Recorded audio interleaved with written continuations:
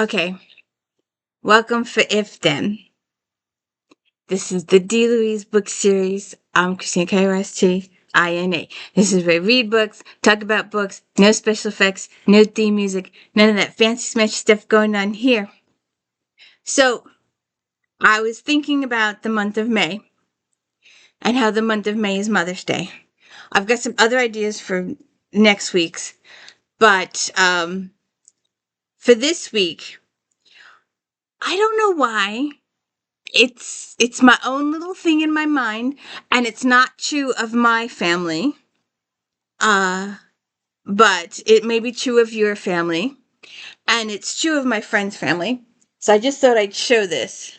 It's a full-length um blanket, totally knitted by my best friend for me because my colors are purple. My favorite color is purple. So it's a full-length knitted blanket with all different shades of purple. And I was thinking about Mother's Day, and I was thinking how mothers knit. That was my train of thought. Mothers knit. I love this blanket. It fits my entire bed. So I don't know how well you can see the colors with my computer, but she hand knitted that. It took her a while.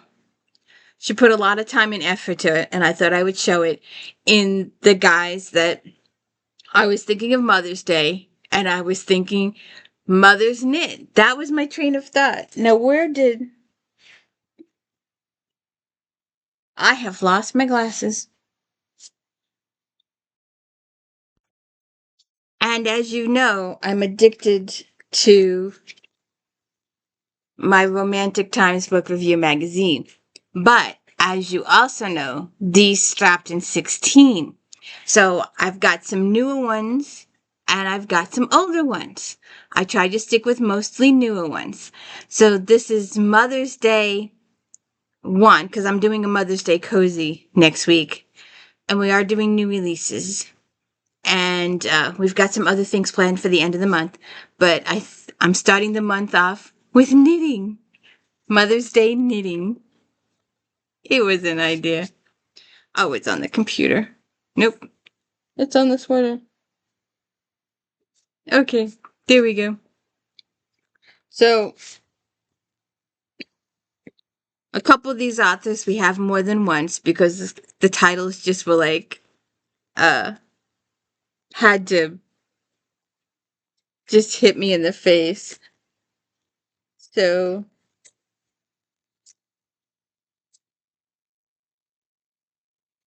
let's just do a couple of these, shall we? Lie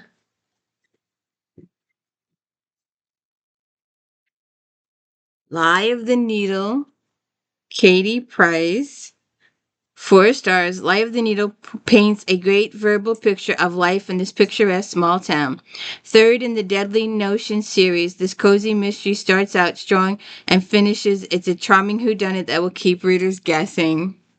The small town of Millbury, PA is all abuzz over the hunky men of Millbury Calendar. The fundraiser is an idea that Ladies Historical Society have came up with, save a 200-year-old farmhouse that will stop a ruthless land developer. When Daisy Buchanan's friend Cyril misses his photo shoot and the calendar photographer is murdered, it's clear that there's a killer in their midst. Sounds good.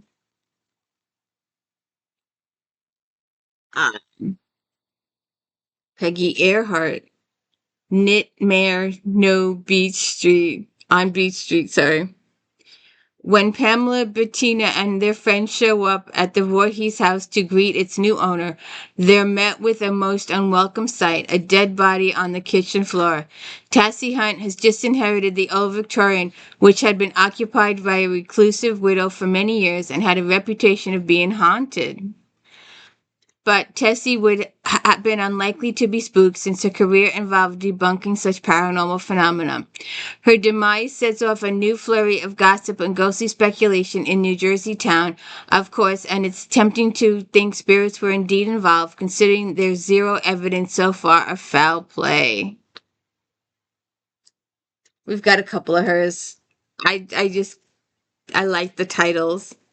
A Dark and Stormy Knit. With the houses of Arborville, New Jersey decked out in festively frightened decorations, it's easy to mistake a real dead body for a fake. But Pamela and Bettina are alerted by the screams of a teenage trick-or-treaters to the corpse next door. Their neighbor's Adrian's sister, visiting from New York City, is slumped on the porch, fatally stabbed, and the countless people traipsing around in costume. The killer might be elusive as an apple in a bucket of water. This is good. These are cute. I like that. Dark and Stormy Knit. Leeway. Thread on arrival. Ike Hamilton is part of the Haven Harbor community just like anyone else, though he's fallen on hard times and has to make on a disability checks and deposits.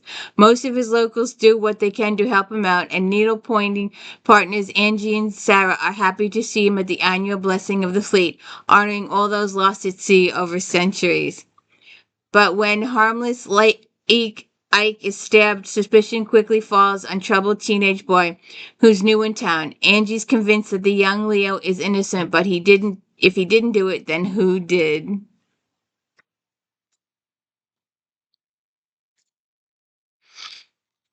Monica Ferris. Knit Your Own Murder. The Monday Bunch and other local knitters are participating in a fundraising auction to save a community center, creating a growing pile of stuffed animals and toys right in front of the auctioneers. As the audience bids, among those contributing, the most knitted goods and temperamental businesswoman Maddie O'Leary, who keels over halfway through the event.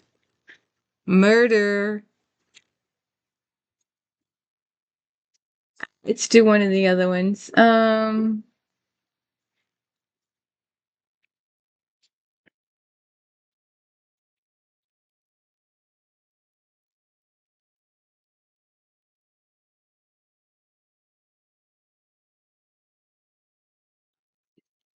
Is it January?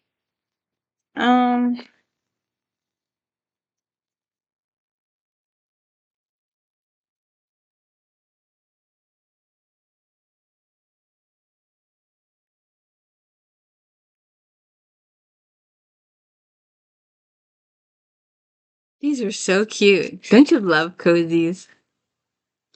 The Wicked Stitch.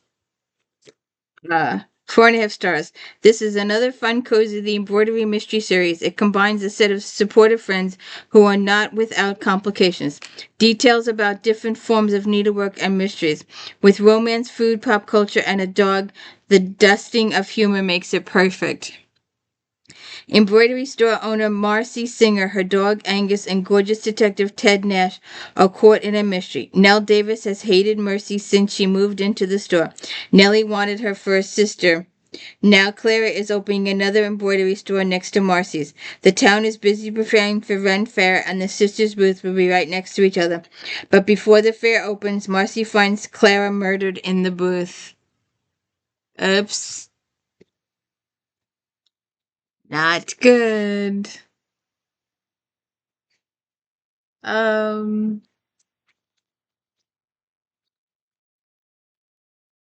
We've already done one of her books, but this is one with a review to it.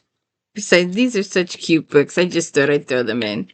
My goal was to have one of each author, but some of these were so interesting that I just decided to include them. There's a couple of authors with 2 books.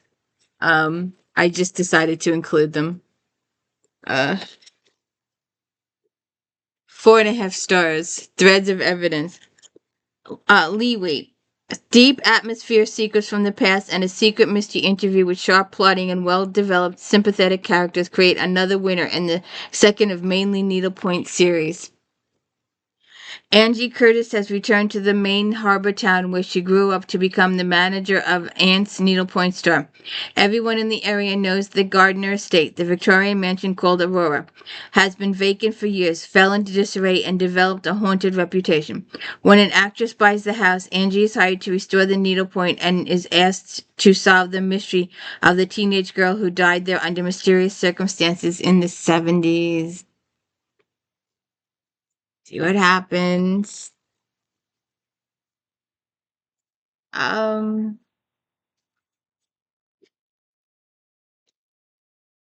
this has been around a while, and I couldn't help but resist to put it in this pile.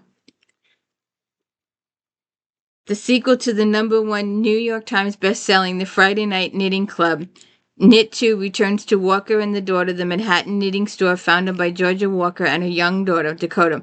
Dakota is now an 18-year-old freshman at NYU, running the little yarn shop pastime with help from the members of the Friday Night Knitting Club. Drawn together by the sense of family the club has created, the knitters rely on one another as they struggle with new challenges. For Catherine, finding love after divorce; for Darwin, the hope of family; for Lucy, being both a single mom and a caregiver for her elderly mother; and 70-something Anita, a proposal of marriage from her sweetheart Marty that provokes the objections of her grown children.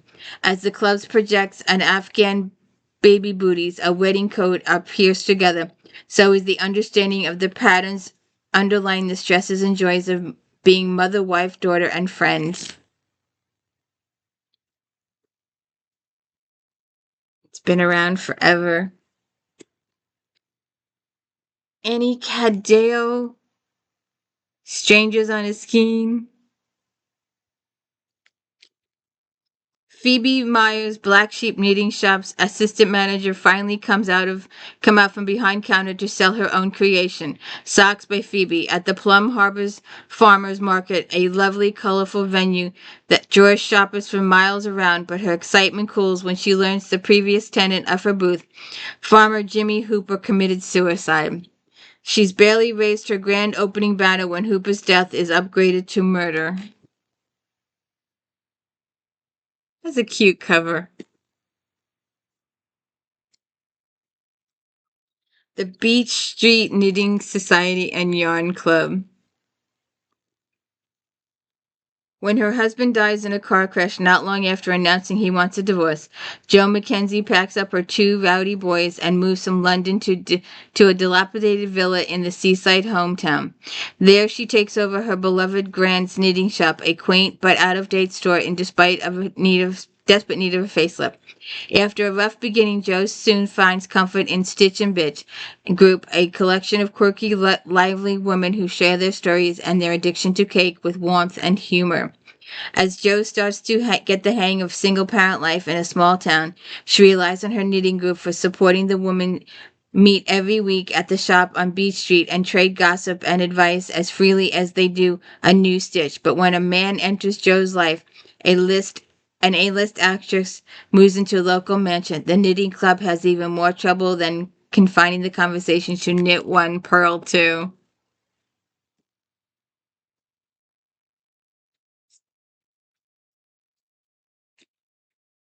Did you see her coming? I did not know that Debbie MACOMER wrote knitting mysteries. I did not suspect this. Did you suspect this? Did you know this? Did you know this? Did you know this? Did you know this? Did you know this? It's pretty. I was very surprised when I found this. In The 21st Wish by Debbie MACOMER, 10-year-old Ellen hopes that her adoptive mom, Anne Marie, will fall in love with Tim, her birth father, who's recently entered their lives. Robin Mulligan decides to return to Texas to run her grandmother's knitting store, but hot-tempered TJ Passman isn't making it easy for her in Coming Unraveled by Susan Mallory. And return to Summer Island, Christina Sky, after a devastating accident, Carol McNeil finds healing on Oregon's Summer Island, where she's embraced by a community of knitters. This looks good.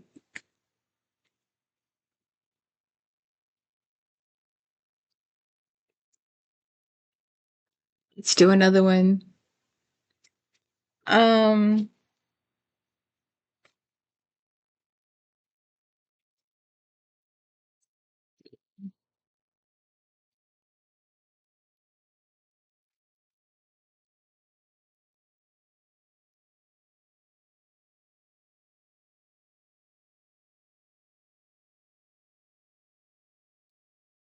Tapestry of Lies, Carol Ann Martin, 4 stars. With her direct approach and fearless sleuthing, the second weaving mystery finds Della throwing herself into an investigation and uncovering several twists. The charming small town setting and Delilah's likability add dimension and warmth to this intriguing mystery that readers guessing until the very end.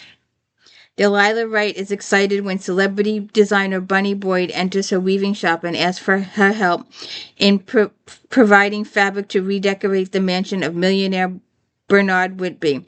Della attends a party at Whitby's mansion to better understand the project, but the gathering takes an ominous turn when an antique gun is stolen and later used in the murder of Mr. McDermott, a local coffee shop owner and former photographer.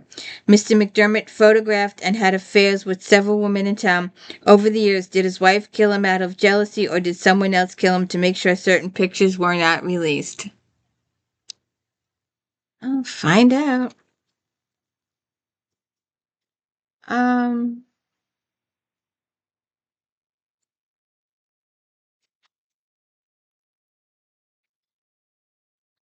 these are interesting, aren't they? They're really interesting. Nice, clean books. With a little mystery thrown in. Seamless Murder, Melissa Bourbon. 4 stars. Bourbon has another great read to add to her list. The people of the town, a quite interesting bunch, including the ghost of Harlow's Mima, who helps her deal with the situations that she inevitably finds herself in. Harlow Jane Cassidy has the special gift of granting her customers' deepest wishes when they wear a piece of clothing she has sewn. She decides to help local women's group by sewing aprons for them. Her first apron is for Delta Mae Mobley, a woman who despises the town of Bliss and its residents. With Harlow trying to anticipate what Delta Mae could possibly wish for, she is surprised when the woman turns up dead. It appears that there is a long list of people who did not care for the deceased, but Harlow decides to try to find out what happened. We'll see. I should fix that. Over here. You go over there.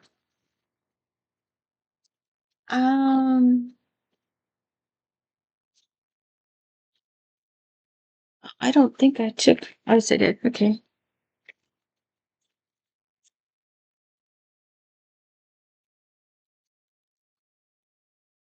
We've had one of hers already, but this one has a review to it. Darned if you do. 4 stars. The long-running series continues to enchant readers. Hoarding is the topic explored in the latest needlepoint mystery. When a local hoarder is hurt and must accept help from others to clear his house, the results are disastrous. Greed and opportunity are the catalysts that propel murder to prey on the injured man in his cleverly plotted mystery. When a tree falls on Tom Roden's house, he must be rescued from the rescues. Tom House is a hoarding disaster zone. While he's in the hospital, his cousin Valentine comes to make his house more hospitable with the help of Betsy and the Crew World Monday bunch. Once inside the house, the group realizes he may have some very valuable items. When Tom is found murdered in his hospital bed, Valentina becomes the #1 suspect. What happened there? Over here. 70.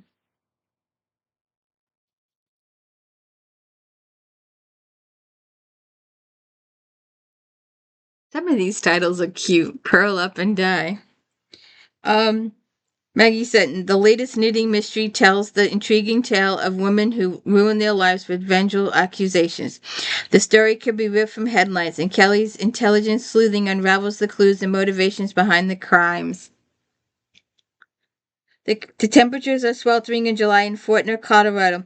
Kelly's busy with her accounting client, softball games, and sitting in her friend Barb's knitting class. When Barb becomes distraught when her son Tommy is accused of assault at the clinic where he is completing his residency. When Kelly learns of a similar case involving a college professor whose life was ruined by false allegations, she's determined to help Tommy and is surprised how the two cases are related. When Tommy's accuser ends up dead in her apartment, all fingers point to Tommy. So she has to find out who did it.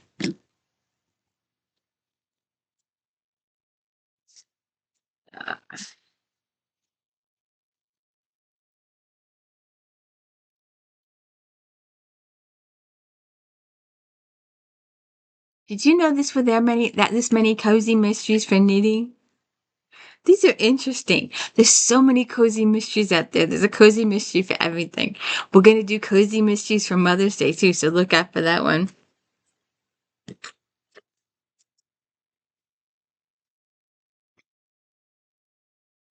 Yarned and Dangerous.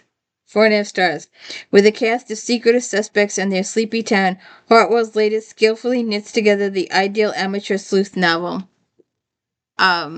Newly employed fashion designer Jose Blair turns to Dorset, falls to care for her injured uncle, and accepts the daunting task of selling his late wife's knitting shop and its contents. When a body in the storeroom tangles her plans, she's soon caught up in an investigation and not sure who to trust. Who knew the yarn business could be so cutthroat? That's cute, isn't it? And we've had her before too. But like I said, I couldn't resist. Some of these titles just struck me and I decided to include them.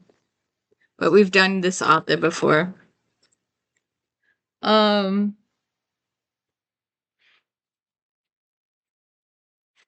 A Jailhouse to Die For, Kate Price. Price novel is nicely written murder mystery that centers on an unlikely theme, the allure of expensive antique dollhouses.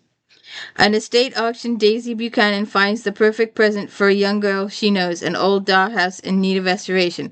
However, she gets more than she bargained for when the town resident, Harry Coons, tries to get Daisy to sell her the house and she ends up dead. Investigation ensues. Let's just do the rest of these. These are cute. Knit or Die Trying.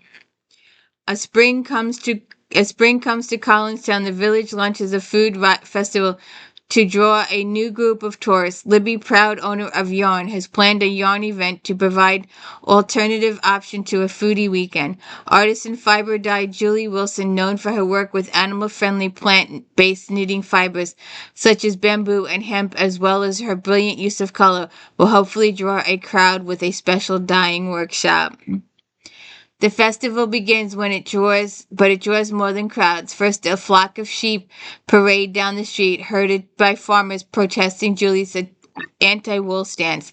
Then Julie's celebrity chef sister appears, and the siblings resume a long-standing family rivalry. Despite all this, Julie's workshops has sold out. Libby is thrilled, and they're preparing for a full house, but the night before the event, Julie is found alone in the warehouse event space, dead. Oops, that's not good. Murder of a needle knitter. School psychologist Sky Denson has been waiting forever for her happy ever after with police chief Wally Boyd, but her bliss threatens to unravel on the very first day of their luxury honeymoon cruise. When Sky comes aboard, becomes convinced that she has glimpsed her mother on board. Surely even Mama Zilla wouldn't have manipulated Wally into booking the same trip that her knitting group is taking, or would she? May's possible presence can't cool Sky and Wally's ardor on their personal love boat, but discovering knitting expert Genevieve Stallings as she lies dying from a stab wound leads them untangling the clues of yet another murder investigation. We've had her before, but like I said, the titles just caught me. I like the pussycat. After leaving a decade ago, Angie has called back to Haven Harbor by her grandmother Charlotte, who raised her following her mother's disappearance when she was a child. Her mother has been found, and now the question of whereabouts has sadly become the mystery of her murder. The bright spot in Angie's home company is reuniting with Charlotte, who started her own needle pointing business with a group called Mainly Needle Pointers. But when a shady business associate of the Stitchers dies under suspicious circumstances, they got to investigate. A Nip Before Dying. Sadie Hartwell. Shop owner Jose Blair is finally settling into the pace of living in Dorset Falls, Connecticut. Between running Miss Marple Knits, jump-starting a blog, and handcrafting items with the help of her knitting pals, Jose is too preoccupied to worry about her past in New York. And thanks to London and Harry, the owners of the brand new antique shop next door, she has another project in her midst, proposing a box of vintage crocheting dollies adorned with the most curious needlework. But before Josie can formally welcome her neighbor, she's discovered lying on the floor of her shop, dead. Oops. Sally Goldblum. A Twisted Scheme. Like every coastal town, Sea Harbor needs tourists and their dollars. But there's something special about the time of year when summer people return to their normal lives and the wide sandy beaches welcome back locals with their dogs and strollers. And this year, even as the season cools down, Izzy Perry's Sea Harbor Yarn Studio is heating up thanks to an upcoming fashion event. The show will feature hand-knit garments. Enthusiastic knitters flock to the shop for supplies to create one-way worthy pieces, yet seaside knitter Birdie is enjoying flocks of different kind, thanks to a kindled interest in bird watching, a hobby she enjoyed with her late husband. Along with a small group of passionate birders, she often spends weekends morning looking for warbles or keeping watch for gannets and grebes. The group members themselves are almost as fascinating as the birds. It's a lovely special time until Birdie makes her way through tangled vines and stumbles upon a dead body.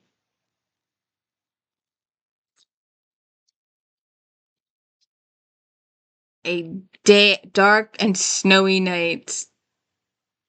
Did we have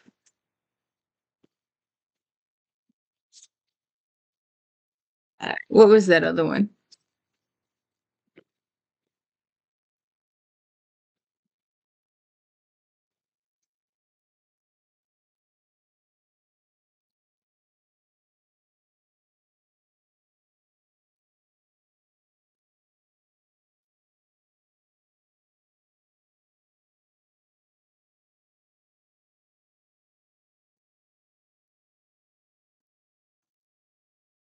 Yeah, they're two different books. I was like, huh? Somebody likes a dark and stormy. I did the history on that in one of my videos. I did the history on that. Um, Winter in Sea Harbor is a feast for the senses, crackling bonfires, the scent of snow in the salty air, carols ringing out on the village green. This year, the seaside knitters have a sack full of obligations in addition to their unusual Christmas preparations. Izzy is so overloaded with knitting classes that she hires an extra salesperson. But the new addition has trouble fitting into the yarn's holiday spirit. Cass, juggling the stress of running her lobster fishery, has finally found a nanny for her active toddler. Molly Flanagan seems practically perfect in every way until she suddenly disappears, taking Cass's beloved rescue mutt with her.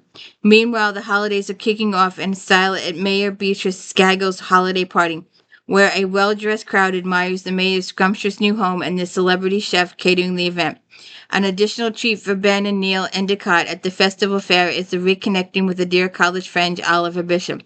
But it's not just reunions and appetizers that are to die for. Before the party goers can toast the beginning of Sea Harbor's festive system, the chef and young wife of the Endicott's old friend is found dead in the snow.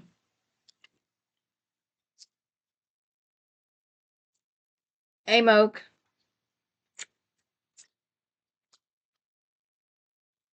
Come on, Moke. Come on. Come say hi. Our last two. A Thread of Truth, Marie Bosworth. At 27, having fled an abusive marriage, A little more than her kids in clothes of New York, Ivy Peterman figures she has nowhere to go but up. Quaint, historic New Bern, Connecticut seems as good a place as any to start fresh. With a part-time job at Coble's Court Quilts shop and a budding friendships, Ivy feels hopeful for the first time in ages. But when a popular quilting TV show is taped at the quilt shop, Ivy's unwitting appearance is an on-air promo alerts her ex-husband to her whereabouts. Suddenly, Ivy is facing the flight of her life, one that forces her to confront her deepest fears as a woman, as a mother. And our last one, Not Again, KWANA Jackson. Hoping to attract more customers to the family's knitting shop, Lucas Strong participates in a New York Fire Department charity calendar and accidentally became a local celebrity. The only place he can find solace is Scrubs, a 24/7 laundromat where he can disappear for a couple of hours. But Lucas' soapy sanctuary is taken by an exquisite little girl with a late-night interest in knitting, whose mother is an old-school crush. Sydney Harris knows that Harlem is like any other close-knit neighborhood, and everyone is probably whispering about how she left behind such a good man and a good life to wash and fold laundry by the pound. If they only knew the truth. But Sydney will always put her daughter's happiness first, even if it means moving back to Harlem and facing her past. So,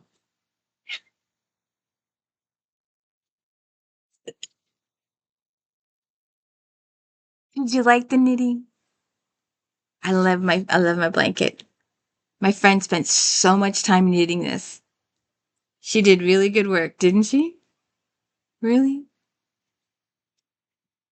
So what do you think? You like it too? You like it? How's it going? Have a good day. I hope you enjoyed these knitting, and I hope you tune in next week for the Mother's Day and the new releases coming up later this month. Have a good one.